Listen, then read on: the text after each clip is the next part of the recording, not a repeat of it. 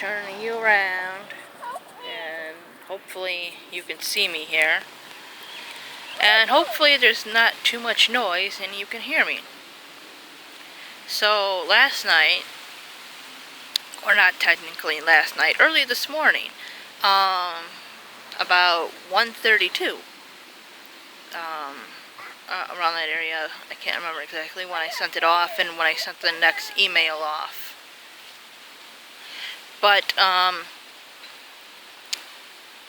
put my poetry together, and I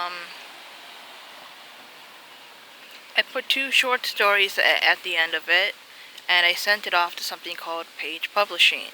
And they said they will get back to me in about a week, so we will see. And if this doesn't work out, that's fine. I'll just go back to the idea of self-publishing. But I wanted to get into that kind of thing in this video, and like a few tips maybe for people wanting to write or wanting to submit things. The first tip, of course, is write. You know, just jot down like certain ideas. Just start out with that. If you want to do poetry, maybe start with a word and try to jot down some things that maybe rhyme with that word. And, just take a look around you. What's going on? How do you feel? Is there something on, the news maybe that you want to bring a point to? Something going on in the world? Do you just want to be silly? All that kind of stuff. So think about the mood you're in. Think about what you want to say.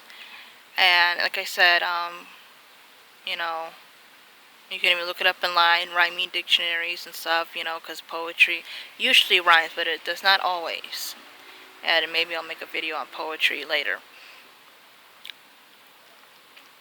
And story writing is kind of the same, it's just not in the same format, of course, as poetry. But,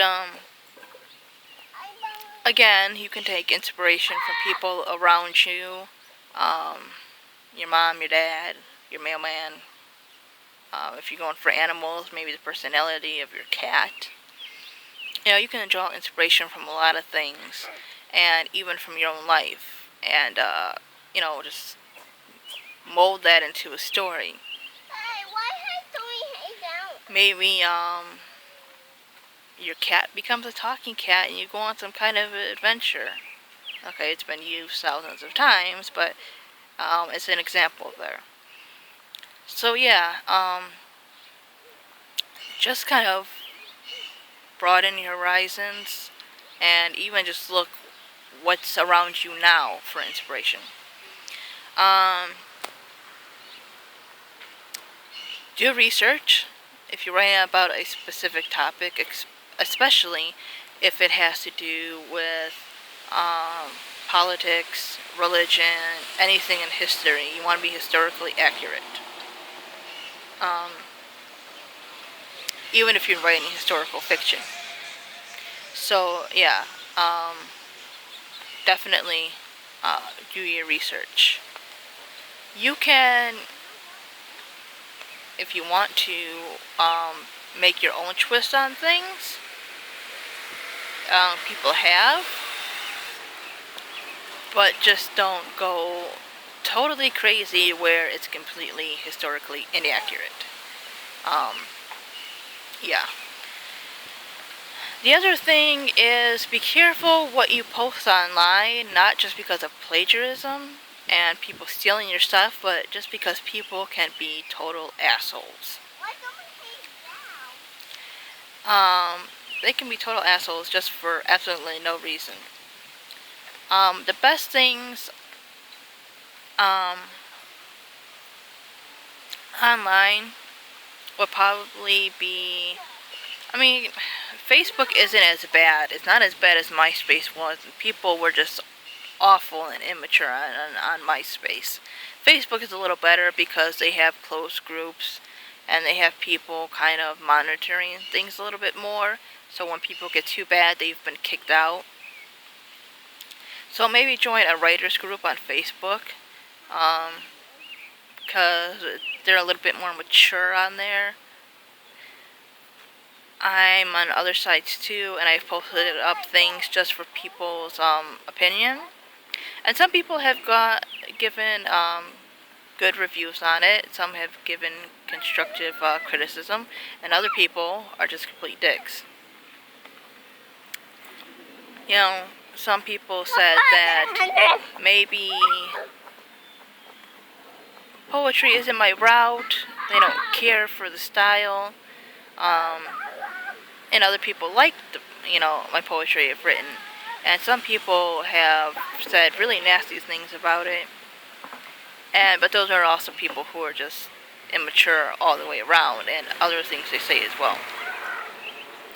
You will get critics, both good and bad, and some just do it to be mean. There are people who love just almost anything they read and hear just because they're really open about things, and some people are just happy and enthusiastic like that. And other people just have to tear people down. So be aware that there are differences in opinion, of course, and that some people will express their opinions in very negative ways. But don't let that stop you from writing. Just because somebody doesn't like your poetry or your story or even a novel you've written doesn't mean nobody else will. Some people find Twilight to be horrible. Other people are in love with it. Some people, like me, are kind of in the middle. But despite the fact that a lot of people say that Stephenie Meyer cannot write, how popular is Twilight? So it's all a matter of opinion. And I should have put this with along in between the criticism and the research thing. Do spell check and check your grammar. A lot of people will tear you down for that too, like I misspelled a word, and it's not even a commonly used word. I mean, they kind of acted like I misspelled cat or dog, or house, or, child. A simple word like that, it wasn't a word that's commonly used. And I got a couple letters wrong. But, yeah, people would just like to tear you down sometimes. Other people, a little bit more nice about it, like I said. But, yeah, besides research, definitely try to put on spell check. You probably should be a little good with basic grammar and spelling, but don't think that you have to spell all these gigantic words, and you can never make a punctuation mistake if you put a comma or a period maybe instead of a question mark where it's supposed to be. Writers make mistakes like that all the time. That's why they edit and why they hire editors. So, yeah, while you probably should brush up on your grammar and your spelling a little bit, don't think your writing career is over because you did not know how to spell one word. So, that's a little bit of writing advice from me. I can't give you expert advice because I'm not one, but this is just from my own experience.